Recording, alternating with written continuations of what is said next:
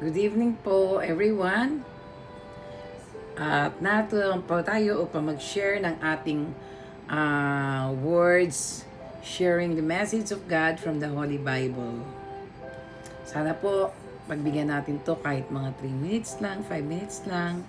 Sandali lang po ito. Okay? At kaya po ako ginabi ay kadarating ko lang po galing sa trabaho.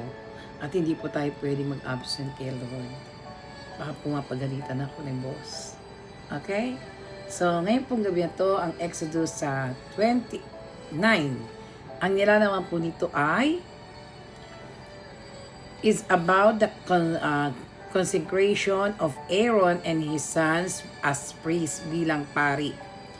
God gave detailed instruction on how they were to be set apart for His service through sacrifices, cleansing, anointing, and dedication. The chapter ends with God's promise that He would dwell among His people and be there. Okay, napakaganda po. God is holy, and those who serve Him should be dedicated, purified, obedient, and committed.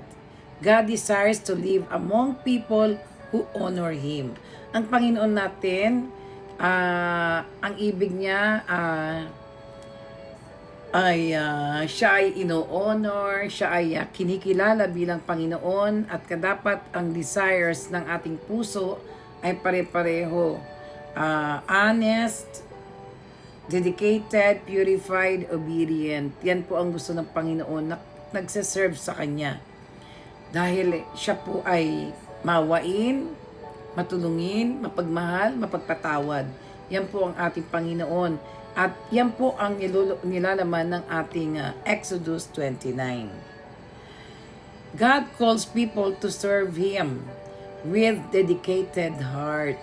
Kailangan po ang ating mga puso ay malinis at talaga naman pong ang desire natin is to serve God.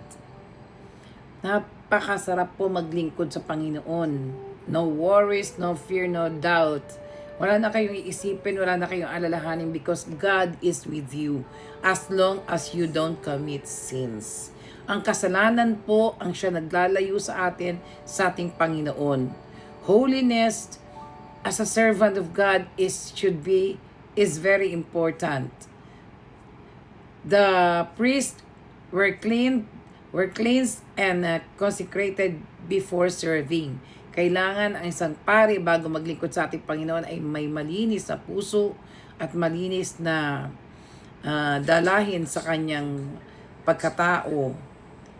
Obedience to God's instruction matters. Yung po ang pinakamahalaga sa Panginoon, yung pagsunod po natin sa Kanya. Sana po tayo ay maging mapagmahal sa Panginoon, maging malapit sa Panginoon, at nawa tayong lahat ipili ng ating Panginoong Diyos. To God be the glory. See you tomorrow.